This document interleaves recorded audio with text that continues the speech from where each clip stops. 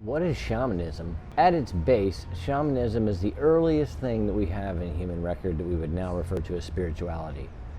It was the one person, maybe two, in a village who could leave ordinary reality and go into non-ordinary reality to meet with spirits and bring back knowledge and wisdom that could help their community. In its later years, you could say, it adopted some of the cultural mythology of the area as some of the spirits that perhaps they interacted with.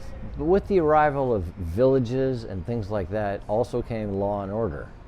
And so spirituality also became organized in what we call organized religion. That worked well with law and order. You do the wrong thing, you go to jail.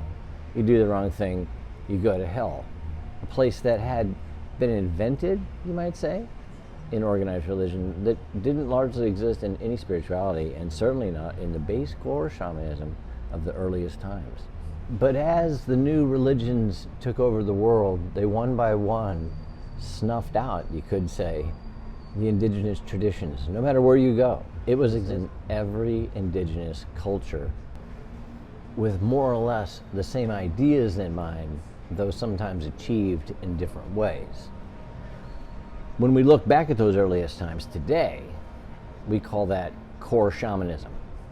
Of the 108 known shamanic existences back in the oldest times that we have in archaeological record, core shamanism are the things that they all shared in their ideas of what they were doing, and in most instances, how they did it. But then came the complete takeover of the world, more or less, you could say, in organized religion. Certainly today, in 2021, as I sit here in Mexico, one of the few places that still has occurrences of indigenous traditions that still carry on virtually the same shamanic practices they have for thousands of years. The same goes on in Samiland, in the very northern reaches of Siberia above Norway, and there's other instances here and there, but the pockets are small. Some they're bigger, like in the places I just mentioned.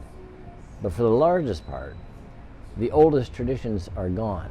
But the spirit of what they did, what they were connecting with, has never left us.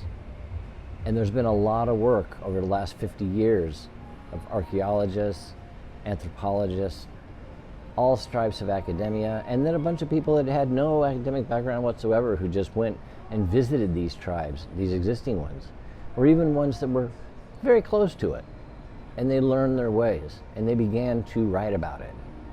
And thus came the arrival of this new shamanism that we have today in the world for about the last 30, 40 years. About 10 years ago, when my life took a radical change, when I went from being very successful in the corporate world on a startup that I had done 15 years earlier, things changed for me dramatically. I pretty much threw everything I knew out the window and tried to go back to the oldest ways that I thought. And part of that was going back to the oldest ways that spirituality was present in the world.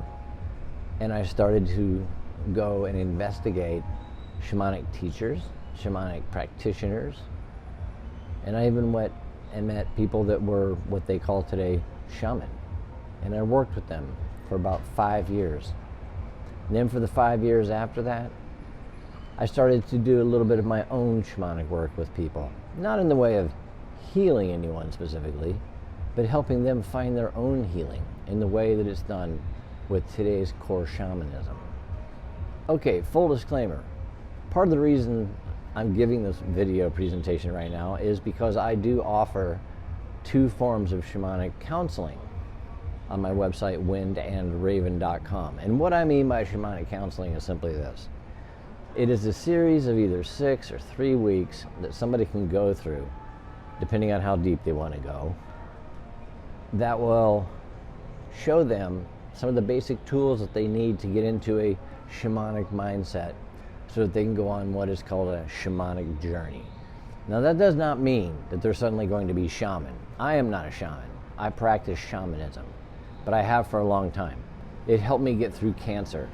It's the thing that I give the most credit for, helping me discover within myself my own healing in the way that I connected in not an ordinary reality with spirit and spirit helpers and some jargon now that might not make a lot of sense. But if you're interested in adding something like that to your life, regardless of what you're going through, for me it was the duality of recovering from drugs and alcohol and also facing terminal illness that ended up being cancer, liver cancer, transplant. Those were some pretty significant challenges, and I'm not bragging. And so they're just very real things. A lot of people go through recovery. Not a lot of people go through transplant. So what? I did. But during that time, shamanism was the core thing that helped me. And I didn't just study with people that do core shamanism in the way that I mentioned it. I went to indigenous tribes. I sat with people that really didn't have any idea of what I was talking about as far as people I'd seen. That didn't matter to them. But the ones that I did see were located on 3 different continents. I got around a little bit. I feel I've learned a lot. And my purpose is to help other people, like I was helped in getting the gift that I have of a liver from a departed soul. What she gave to me was a second chance at life.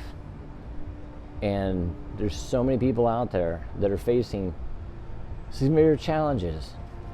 It might not always mean physical death is involved, but it could be a death that's very similar feeling in its loss. The thing about death is, you die, you're gone. You're out of it. It's just the people left that have to worry about it. But when you go through some forms of death, you're still on the other side of that. And that's not a very good feeling, because now you're one of those mourners too. But do you mourn, or do you celebrate the fact that you made it? That you did it, you set your mind to it, and you did it. You're a winner by your own standards, nobody else's definition, because you can do it. If that sounds like something you'd like to hear more about, please visit my website. The best way is to schedule a discovery call and let's talk, like I am talking right now. Let's speak about perhaps how maybe this could help you. If nothing else, I'll tell you other things. I'll share with you other things that I believe maybe could help. Take it or leave it. It's up to you. It's a free call. Reach out, but do something. And never stop believing in yourself. Every step you take leads you to where you are today. You are accountable for that. So every step you take from this moment forward, you're accountable for that too. You are a victim of nothing. All that you do is a result of what you choose. Get that in your mind. Get that in your mind. I can help you if you need some more ways of really making that stick to your soul. Take care. Reach out.